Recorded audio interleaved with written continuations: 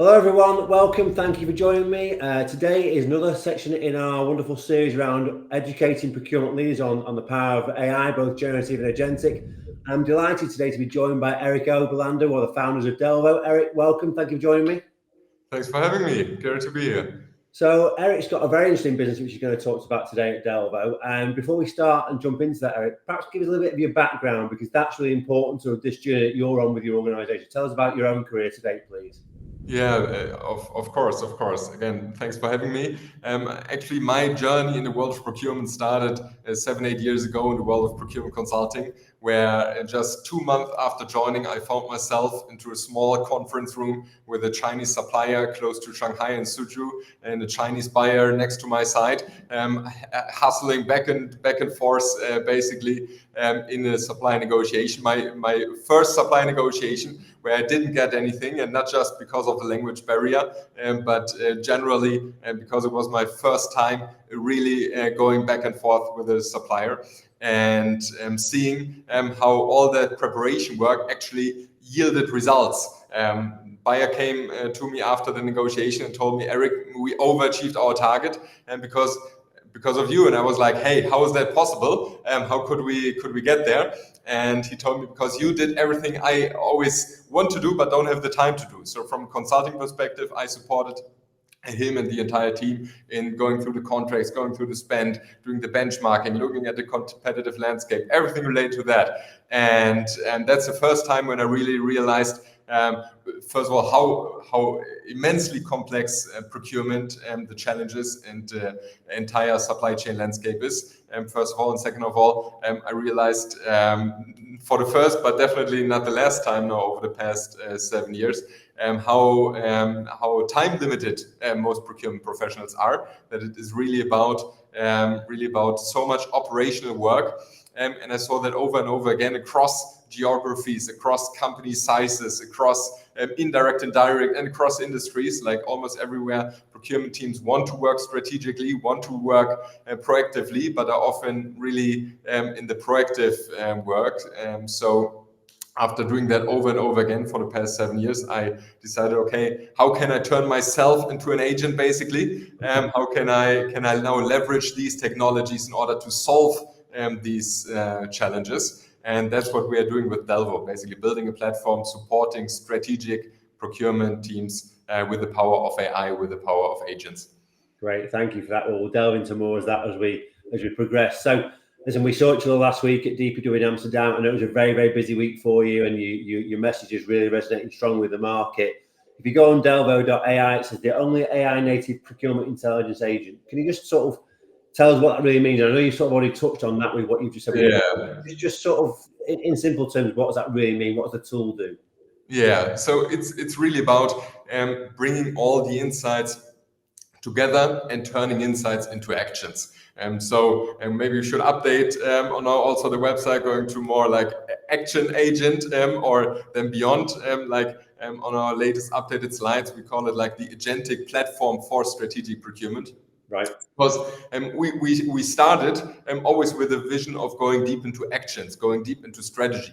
And the more we did that, we realized how important this strong analytical foundation is. And that's why we started with the intelligence part of going deep into everything that's relevant on the external and also on the internal side on the supplier and category level, going deep into the spend and the contracts, and relieving tools basically, or procurement teams basically, of dealing with these fragmented tool landscapes, of having for every topic, every challenge, an individual tool, and basically bringing everything together in one platform where all these insights are combined, and putting basically several AI-powered and agentic layers on top of that, that not just extract the data, extract the intelligence, but also put it into context of each other, and then provide insights regarding potential strategies, actions, and measures, and procurement professionals, category managers, and strategic buyers could then follow up on together with our platform, basically.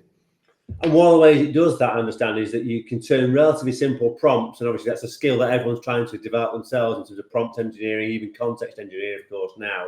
But it turns these simple prompts into much more powerful outputs, which from what I understand is the essence of what it does, and also a very important and powerful capability for procurement professionals. What sort of problems does that solve for the procurement professional?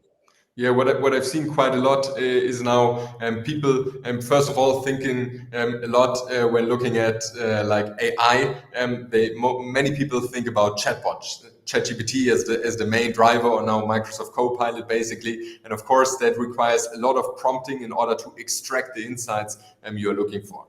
And we've built several mechanisms within our platform to, first of all, of course, we have a chat interface because it just makes it super easy to collaborate with the data, dive deep into all these insights, from spend to contracts to external market updates or your strategies. And we've built basically a mechanism where you can put in very simple prompts, but we reformulate them in order to give you the right insights. We have the power and the ability within our chat interface, and that differentiates us basically to go from a chatbot towards an agent, to also to do different agentic tool calls. And so where it has the power and the ability within the platform to directly, for example, if you're asking for spend insights, it will, or something more complex like a risk assessment, it will automatically know, okay, I need to check the latest news, I need to look at the financial reports, I need to look in my supplier performance developments and everything related to that. And this is really, really the difference between just asking a simple question and getting some generic feedback, or going very, very deep into the world of your data and strategies, basically. Wow. So that's arming with procurement professionals with all sorts of insights and information they hadn't had previously. It's also saving an enormous amount of time, of course, which is the big sort of sales pitch around agentic for procurement. So how, with that sort of shifting workload, how does you see AI changing the sort of work procurement teams are doing? And I think moving more towards the strategic, I would imagine. Yeah, so I think if you look at the normal workday or procurement today, it's very operational, and even for strategic procurement departments, first of all, and it's also a lot of firefighting and adjustment. It's like new tariffs, new supply chain disruptions, geopolitical events, wars, everything coming into place, and basically everything. So every time something happens, you basically need to realign your strategy. You need to reevaluate. Well, there's a new copper tariff, and so where do I actually have copper exposure within my all of my 10, 20, 30 or more thousand suppliers? Or even if it's just a smaller base and you're a small team, how do you actually directly identify where you have exposure and how to deal with that? And I think this is the biggest game changer of enabling procurement organizations now to operate or to automate the more operational tasks, and providing insights and proactive measures, basically, where, let's imagine, okay, the copper tariffs comes into play. All you want to have in the first place is an overview about where do you have what kind of exposure, and not just that, but then go one step further and see like, okay, what alternative options do I have? And can I even trigger these alternative options? Because I have checked automatically within my contract whether I have a volume commitment or specific rebate tiers or shiftability clauses or like force majeure clauses or whatever comes into place. And I think there's just so many topics in which you are now able to really do at scale across not just your small number of like for each buyer 10, 50, maybe more suppliers, but especially now across a base of thousands of suppliers at also a very detailed level, actually. Yeah, really. Okay, interesting. And that sort of brings me on to something which I think I had more conversations last week than I expected, because the skills is something which I'm very passionate about as a recruiter. Specialised in talent. We see this and the evolution of this throughout my career in what was purchasing when I started, now procurement. And I went to Amsterdam myself expecting to have conversations with people about these skills required in the AI era of procurement. I did not expect so many people come to me and ask me and say, look, this is something we'll really think about right now. And of course, a lot of people think, oh, it's just about prompt engineering, but actually, to your example, just you've given there, you can simplify that a great deal for your users. But that means they've got more time to do other things. So what skills are becoming non-negotiable in an AI-enabled procurement environment now, Erik? And I suppose you're uniquely well qualified to give that answer because you've been a procurement consultant, now you're a builder of agents. what skills do you think will become vital moving forward? That's a key question, right? And I think that's super important to really think about that. And it's not so easy to answer. I think what we'll see with platforms like Delvo now coming up supporting procurement teams is that they are able, as I mentioned before, to really focus on strategic elements at scale, to go deep into the insights and actions and measures that actually matter. And what that requires is really a good amount on the one hand of like critical thinking, to really understand, to validate, to check, to combine on the one hand, but on the other hand also it means it requires like skills more like storytelling, like taking real ownership of then executing and communicating with not just external suppliers, but also especially like internal stakeholders and business partners, and to build up real business cases and drive value that actually matters. And I think this is what it will come down to, among probably many other things, and what we also curious to hear your take on that. But I think being able to provide value where it actually matters with critical thinking, with the right level of ownership. This is something that will never get old, no matter how fast the agentic revolution will become in the next couple of years. No, you're right. I mean, in the 7 skills for the future of AI and procurement that we've highlighted in our new business agentic procurement, critical thinking is absolutely the centerpiece of it, really, because we have to evaluate those outputs. People talk a lot about hallucinations in generative AI, about the trust issue with giving a whole vital business process to an agent. There's still going to be quite a shift in mindset, which we'll come to in a moment, about that for a lot of humans that have done the job a very similar way throughout most of their careers.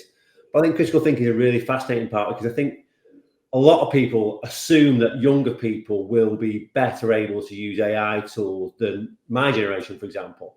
And I think AI natives like your generation, my daughters, for example, they've grown up with smartphones in their hand. They only are known a world with Wi-Fi and things. So yes, they are more sort of able to interact and collaborate with it. What they lack is the experience that you need for critical thinking. So I think people of my generation who are scared about AI, the really good news is that all that experience you've accumulated over the course of your career is going to be vital to underpin that critical thinking that evaluates the outputs from tools like Delvo and others. So that, I couldn't agree more. That's an absolutely vital one, and I say essential, the 7 skills that we've highlighted in the future. And the point you make about storytelling, relationship management. I mean, if I go back to my very first piece of work in what was purchasing in 1998, I suspect before you were born, Erik, showing my age there, right? I was asked to find somebody who's very good with stakeholders. And so it's been a constant throughout my career of that engagement with people in the business, people and suppliers, and storytelling, of course, is a vital part of that. Yeah. Moving on to mindset. I mean, the skills, and I think mindset's equally important. So, you say, I mentioned previously, you've been a procurement consultant, you're now an AI product leader. What mindset shift do you think is going to be required from very traditional thinking skills if they're going to get on board with this whole AI revolution? That's now really that's now the next deep element. I think it also, to summarize a little bit the elements I mentioned before, I think it's really about treating AI differently. And you just mentioned also like basically the next generations working in a different way with that. When I mentioned in my introduction, like I'm basically turning myself into an AI agent, I was just kidding a little bit, because actually every process we now automate, every element we are now deploying agents for, I actually used to do myself. And this is exactly the level you need in order to bring it to a super high quality level, in order to truly understand what is required in order to automate several steps of very distinctive workflows. And I think what is now crucial is like the mindset shift. There might be missing is that AI is not just a tool. From my perspective, truly, it's like more an operating model upgrade. Instead of just building dashboards, and we build these entire workflows, these entire decision loops, where it's about sensing, strategy, negotiation, outcome tracking, learning, and basically turning that wheel over and over again, where it's not just about, basically leveraging a chatbot, a co-pilot, any interaction where you ask reactive questions, but where it is actually more about getting the right insights super proactively at the right time, and where you don't even realize what kind of AI is being leveraged in the background. For example, now if we are using Amazon, Google Maps, Netflix, whatsoever, it's not about prompting. It just knows what kind of movies you want to watch. Just knows what you want to buy next. If you buy your camera on Amazon or whatever related to that. So that's completely different, and this is what we will also see happening more and more with the next generation of procurement applications. Yeah, indeed. And I think one of the things that really I found enlightening was before DPW New York back in June, when I was doing a pre-event homework to make sure I was credible on AI in front of a more technically minded audience than I am. I watched a video of a guy called Jeremy Utley, who lectures at Stanford. And he talked about how people that view AI, Gen AI rather than agentic, but view Gen AI as a colleague to collaborate with rather than a tool to use, get much better outcomes from it. And so I often think about when I'm using it as it's my copywriter, it's my strategic thought partner, it's my marketing assistant. It's like a super well qualified master's graduate who's super keen to learn and asks the right questions and wants to be trained and coached and takes feedback. And I think when you start thinking it as a colleague rather than as a piece of software, that's when you start to realize its true value. And I think that's a mindset shift for a lot of people, particularly people who've not perhaps had great experience of legacy tech. Yeah. So we talk a lot about intellectual curiosity at all the big events that we go to, and it's become a bit of a cliche, but actually it's never been more valuable in this area than it is right now to be intellectual curious, because you've got this person or this Gen AI tool at the end of whatever device that wants to answer all your questions and wants more information and wants to ask you some questions back. And then that, I think, creativity as well, being really curious and creative, it can produce some quite amazing outputs. Before we started recording, we talked about some of the inquiries you were getting last week at the DPW. You talked about that move towards the strategic. Is there any particular use case you might highlight in your existing customer base that has really shown your tool at its very best? I know I didn't ask you this. I didn't tell you to ask you this, but it'd be great to get an idea of where it's actually effective already. Yeah. So first of all, what is truly amazing is that our mission and also vision resonates with procurement folks. We've seen that at DPW all around the world, across industries, of having that North Star of building a truly strategic and proactive procurement function. And in order to get there, we've built a very strong analytical baseline and bring all the insights together. And of course, that inspires a lot beyond the features, workflows, and elements we've already included in our platform, because every organization is unique. Every organization has its own use cases and pain points, and sees directly, I could compare all the contracts in my category with that and get automatic alerts when this or that happens. Or I could do this shiftability analysis here, and because you bring together insights from different modules, which we've never had the opportunity to do so with our legacy tech framework, basically. So what definitely stands out is the ability to really change and set up individual processes, workflows, reports for our clients. So to be not in the static framework where everything is set and we need to take our clients' data and really push it in the context we want to have it, but that actually now with the ability of large language models also to analyze and to understand broad levels of context and thousands and millions of pages of different reports, contracts, stuff like that.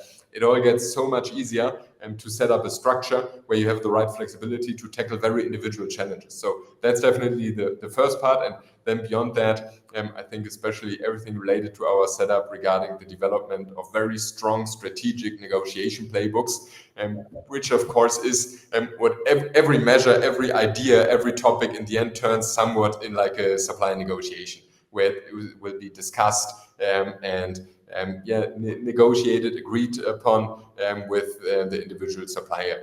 And this is now our very strong sweet spot to build based on the strong analytical foundation, strong negotiation playbooks, and in order to go there and to cover all the individual and specific pain points, requests our clients currently have. Yeah.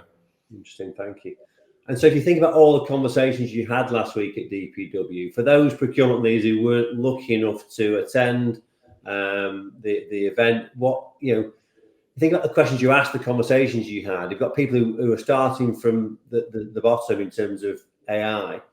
What questions should procurement leaders be asking him or herself right now to get started? Thinking about all that context from last week.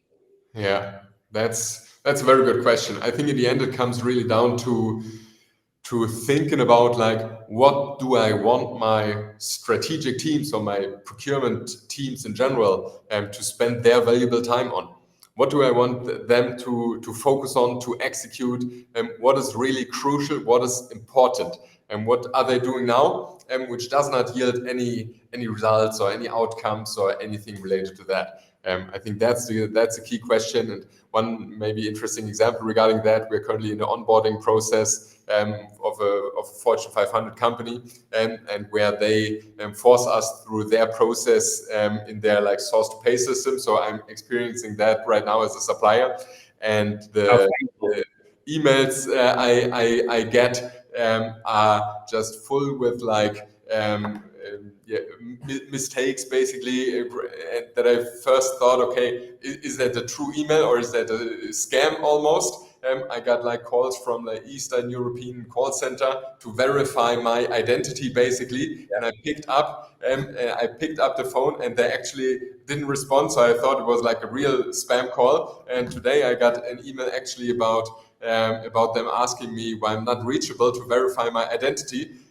So the entire process could just be so much smoother when automated with AI agents, and I think soon we'll shake our head if we call a call center and it's not an AI agent. For example, this morning on my way to work, I tested out the advanced voice capabilities of ChatGPT, and the latency is going down so much that it feels like real talking, direct reaction, and it just that's a key question. What do I want my procurement teams, and what do I want the valuable resources to focus on?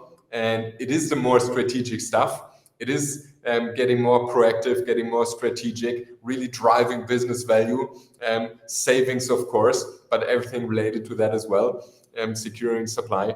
And our platform, with Delvo, enables exactly that, putting the focus on what truly matters, and not just automating the operational task, but going deep into strategy. And this is where we excel best, and where I think everything will move also over the next couple of years. Yeah. That supplier onboarding reminds me of one we've just had recently. So we got asked by a new customer to send our bank details on letterhead. You probably didn't know what that is, Eric. You're that young, right? So the last time we had letterhead was about 13 years ago. We went to paperless about 13 years ago. So, and we've moved offices twice since then. So I don't have letterhead with our current office address on and our bank details. So I've managed to get around that. But that is just such a crazy. That's from before the credit crunch, anyway, which I know is again showing my age. So we'll move swiftly on. So imagine we're at DPW next year, Eric, in 12 months' time, and some of your customers have been using Delvo for at least a year now. What sort of work are they doing that teams that don't use tools like Delvo are doing? How's their workload shifted?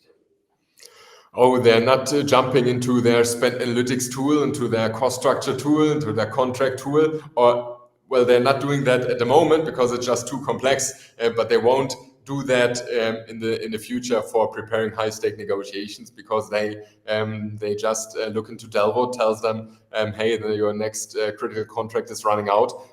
Here's some alternatives. This is your partner. These are your arguments.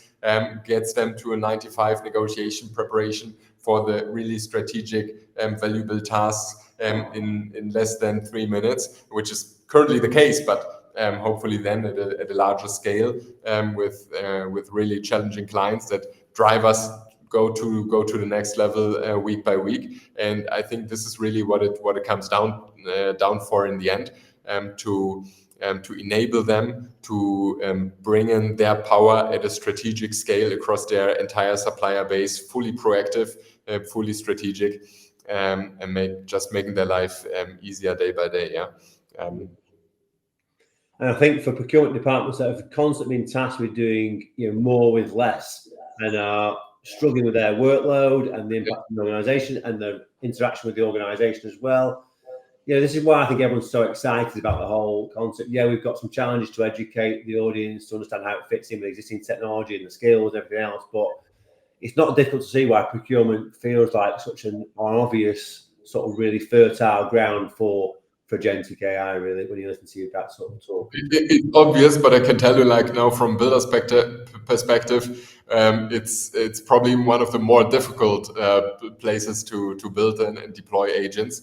Sometimes, not really, but if you look at different spaces, like procurement, really, this is why there's also so much value, and why I'm so glad to be part of the procurement supply chain world, is because the challenges are really complex. The data is really complex. It's really sophisticated. It really needs deep and critical thinking to get to that next level, which is not an excuse to not just get started with very specific use cases. But this is why there's so much value in procurement, because it's not just easy like deployment of standardized frameworks, but where it is really critical to look at specific challenges and to think about how to get them automated intelligently to the next level. Yeah. And is that lending itself well to really pilot exercises that you're doing with some of these new customers that you're running pilots on very specific problems with very particular processes? That way it works best. Yeah, absolutely. And we don't even call it pilot anymore, or not proof of concept, because we don't want to prove a concept. We want to prove the impact of our agentic solution. That's why we have basically a standard framework where we look at 10 suppliers, onboard their individual spend data, contract insights, performance evaluations, stuff like that, and then really spend an entire day with them, where they are able to leverage the platform and directly see what is the impact. Because getting then together with the actual category managers, actual strategic buyers, they will tell you right away if that level recommendation you are doing is too generic, or whether it's actually precise, and if they would deploy it directly in the upcoming negotiation.